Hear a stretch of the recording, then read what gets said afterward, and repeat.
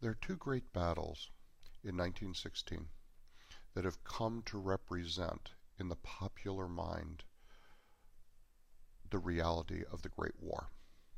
One was Verdun, the other was the Somme. In this module, I deal with Verdun, and the next we'll talk about the Somme. Verdun was the brainchild of German Chief of Staff Erich von Falkenhayn. Falkenhayn came up with the notion of attrition, that he would trap and trick the French into committing large number of troops into a trap, into a salient, into a buckle in the line around Versailles, where the French, he would feint an attack upon Verdun. And understand, if you've seen the maps, Verdun, the French line around Verdun is like a pimple, and so you have the high ground around Verdun, which provided artillery and really good ground for the Germans to attack and to put the French lines of supply under great pressure. Now, to understand it, please, you want to go and on the right-hand viewing pane of the blog, you want to look at Paul Reed's Great War sites and Great War pictures. You want to get a look in my Pinterest and see present-day battlefields and see the pictures, the terrain around Verdun. You can understand why Falkenhayn chose this as a place to attrite the French army. Verdun had also, within the French consciousness, popular consciousness, and that of the military, a historically symbolic role, and so he knew that by threatening Verdun, the French would need to reinforce. When the offensive began in February, the French absolutely fell for the bait, as they reinforced this extremely untenable system of forts around Verdun. Now, what happened, to Falkenhayn's regret, was that the German population bought into this as a climactic battle. The soldiers themselves began to see it to invest it with enormous symbolic importance, such that as the offensive against Verdun continued, the Germans committed more and more and more men, and rather than the French army being bled white, the German army in many ways was bled white as well, as men dying before the forts at Verdun. Now, for the French, this will become an important rallying point in the war.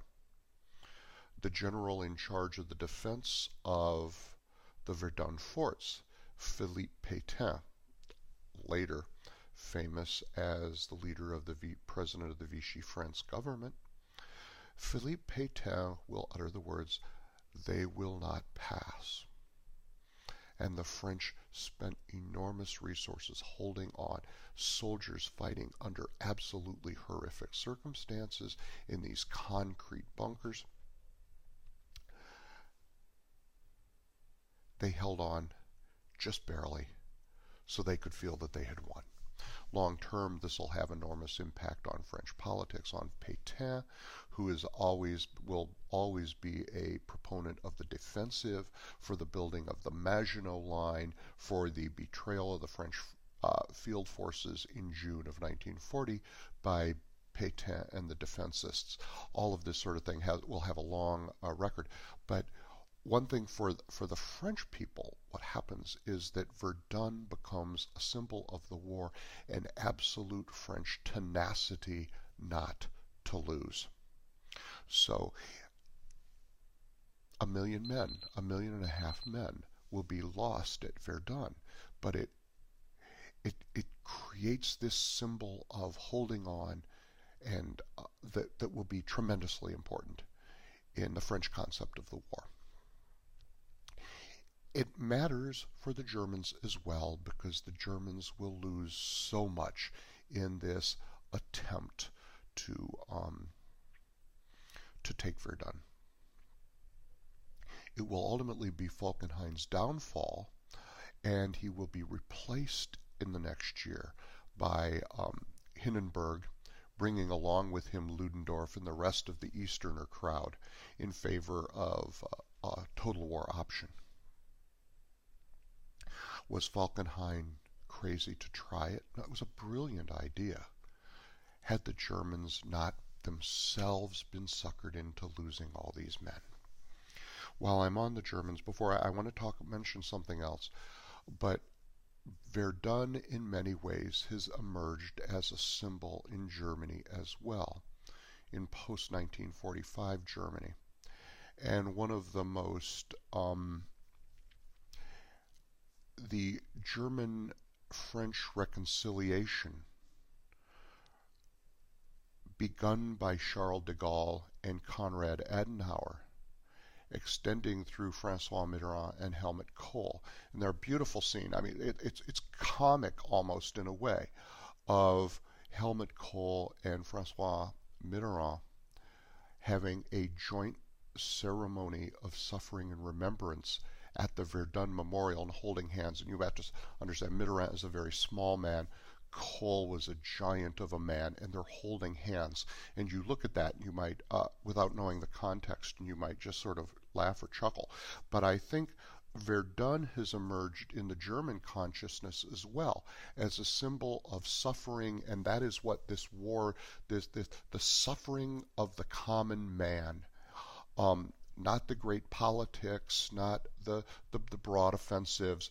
It's the suffering of the common soldier that both Germans and French now want to remember. And when you look on my Great War site, and you'll see, and you pull down memory, you're going to see both German, like such Gerd Krummeich, or French historians such as Nicolas Beaupré, who are really looking at Verdun as this crucible for memory, understanding what's going on with the war. Lastly, before I leave, because this leads us into the Somme, the British and the French throughout 1915 had been building up towards a great offensive that was going to take place in the north along the Somme River, a combined British-French offensive. The British were to throw the whole weight of the BEF against the German lines at the Somme. The French were to cooperate on the right flank. This operation was planned for August. Because of German pressure at Verdun, it will be pulled forward a month. It began on July 1st, earlier than the British had hoped and planned, so they threw yet unprepared men into the battle.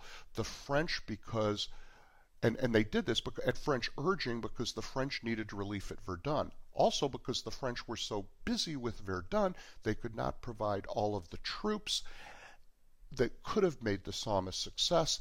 And ironically, the greatest breakthrough, the greatest opportunity for a breakthrough at the Somme was along the right in the French sector. Had the French simply had more men to contribute to the Somme, it's the opinion of some historians, and I agree with them, that the Somme offensive could well have worked. Thank you.